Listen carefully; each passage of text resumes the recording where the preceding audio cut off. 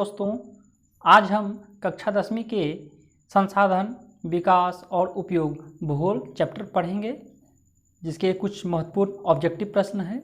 तो बिना देर के प्रश्न की ओर चलते हैं। प्रश्न संख्या 1, संसार का सबसे कीमती संसाधन कौन है? ऑप्शन ए पशु, ऑप्शन बी वन, ऑप्शन सी खनिज, ऑप्शन डी नदियाँ। तो इनके राइट आंसर ऑप्शन सी खनिज। प्रश्न संख्या 2, निम्नांकित में कौन प्राकृतिक संसाधन नहीं है? ऑप्शन ए वन, ऑप्शन बी नदियाँ, ऑप्शन सी नगर, ऑप्शन डी खनिज। तो इनके राइट आंसर ऑप्शन सी नगर। प्रश्न संख्या 3, इनमें किस प्राकृतिक संसाधन का भंडार सीमित है?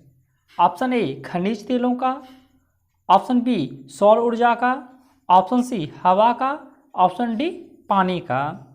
तो इनके राइट आंसर ऑप्शन ए खनिज तेल का।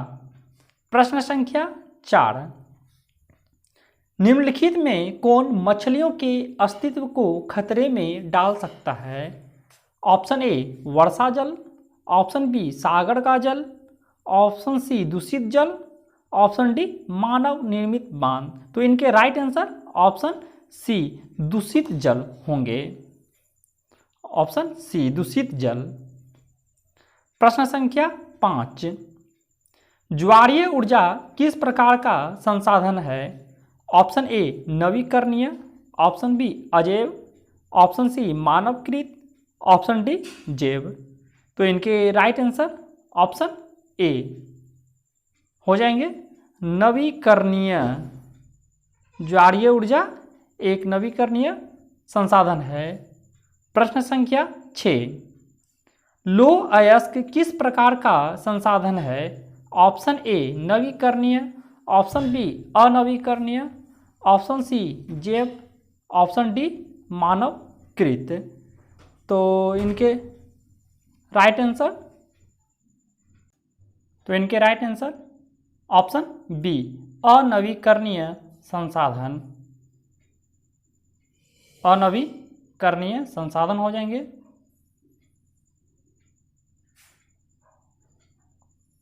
प्रश्न संख्या 7, सागर तट से कितने किलोमीटर तक के महासागरीय क्षेत्र में पाए जाने वाले संसाधन किसी देश की राष्ट्रीय संपत्ति है?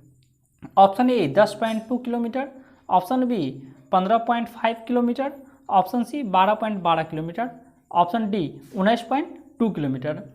दोस्तों, ये जो आंसर जो है अंतर्राष्ट्रीय संपत्ति के विषय में यदि मान लिया जाए, ये सागर है और भारत यहाँ, तो भारत समुद्र तट के किनारे यदि बसा हुआ है तो ये अपने क्षेत्र से, तटीय क्षेत्र से 19.2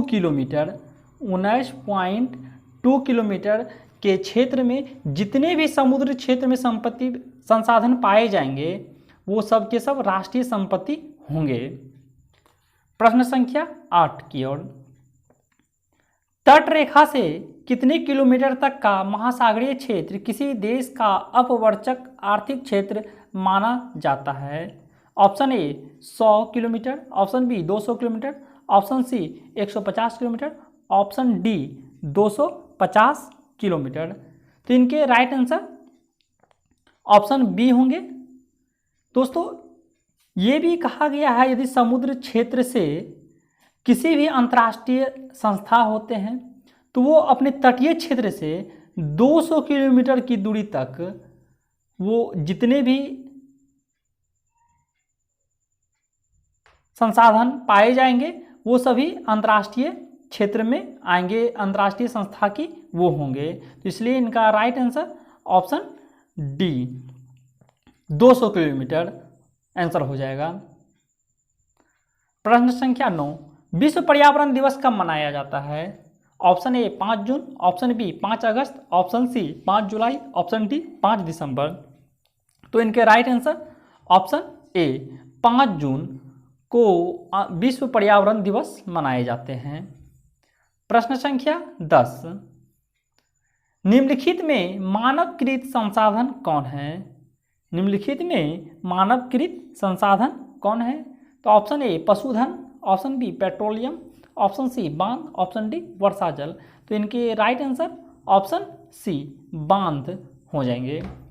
प्रश्न संख्या 11, निम्नलिखित में कौन अनवीकरणीय संसाधन है? ऑप्शन ए कोयला, option b petroleum, option c a b दोनों, ऑप्शन डी बांध। तो इनके राइट आंसर ऑप्शन सी हो जाएंगे। कोयला और पेट्रोलियम दोनों ही अनवीकरणीय संसाधन है। प्रश्न संख्या 12, संसाधन हुआ नहीं करते बना करते हैं, यह कथन किसका है? Option A Zimmerman, option B Mahatma Gandhi, option C Hecataeus, option D इनमें से कोई नहीं। तो इनके राइट आंसर ऑप्शन ए हो जाएंगे जिम्मरमैन। जिम्मरमैन ने कहा था संसाधन हुआ नहीं बल्कि बना करते हैं। प्रश्न संख्या 13, पूरा विश्व एक गांव की तरह मिल बांटकर प्राकृतिक संसाधनों का उपयोग करे तो कोई दुखी नहीं रह सकता, यह कथन किसका है? Option a APJ Abdul Kalam, option B Mahatma Gandhi, option C Hecataeus, option D इनमें से कोई नहीं। तो इनके right answer option B Mahatma Gandhi हो जाएंगे। अगले प्रश्न की ओर, पृथ्वी सम्मेलन कब हुआ था? 1992, option b 1993, option c 1994, option d 1994। तो इनके ए सी और डी दोनों एक ही ऑप्शन हो गए हैं, तो ये दोनों रॉन्ग हैं। तो इनके राइट आंसर ऑप्शन ए 1992 में पृथ्वी सम्मेलन हुआ था। चलते हैं दोस्तों कुछ महत्वपूर्ण तथ्य की ओर। सर्वप्रथम संसाधन क्या है? तो संसाधन के वे सभी पदार्थ या वस्तुएं जो मानव जीवन की परिसंपत्ति बन जाए वह संसाधन कहलाती है। यानी जितने भी हमारे वातावरण पर्यावरण में जितने भी जो मानव जीवन की उपयोगी हो वह सारे के सारे संसाधन कहलाते हैं। तो चलते हैं प्राकृतिक संसाधन की ओर। तो प्राकृतिक संसाधन क्या है? जो हमें प्राकृतिक द्वारा प्रदत्त होती है। भूमि, जल, वायु, वन, पशु, खनिज आदि प्राकृतिक संसाधन है। ये सभी प्राकृतिक द्वारा हमें प्राप्त होती है। मानवकृत संसाधन, मानवकृत संसाधन जो मानव द्वारा निर्मित किया गया हो, जैसे भवन, सड़कें, रेल लाइनें, मोबाइल, यातायात के साधन आदि, ये सारे के सारे मानव निर्मित द्वारा संसाधन है। अब नवीकरणीय संसाधन की ओर जानते हैं। नवीकरणीय संसाधन दोस्तों पहले जान लें कि नवीकरणीय संसाधन होते क्या हैं। नवीकरणीय संसाधन वे संसाधन जिसका निर्माण पुनः हो सके या जो कभी खत्म ही ना हो, वैसे संसाधन को नवीकरणीय संसाधन कहते हैं। जैसे सूर्य का प्रकाश जो कि कभी खत्म ना होने वाले हैं, हवा, तालाब, समुद्र, पेड़ पौधे, वन्य जीव, सौर ऊर्जा, पवन ऊर्जा, प्राकृतिक गैस आदि, ये सभी के सभी नवीकरणीय संसाधन के रूप में आते हैं। अनवीकरणीय संसाधन, तो इसके विषय में भी जान लेते हैं दोस्तों। अनवीकरणीय संसाधन क्या है?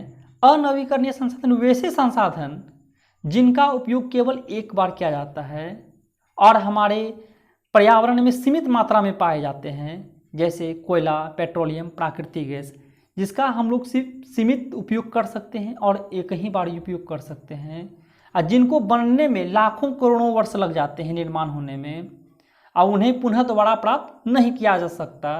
तो वैसे संसाधन को अनवीकरणीय संसाधन कहते हैं। दोस्तों यदि यह वीडियो पसंद आए तो लाइक शेयर जरूर करें। यदि आप इस चैनल पर नए हैं तो चैनल को सब्सक्राइब कर दें और बगल में बेल आइकन बटन को दबा दें ताकि कोई भी नोटिफिकेशन आप तक आसानी से पहुंच सके। जय हिंद।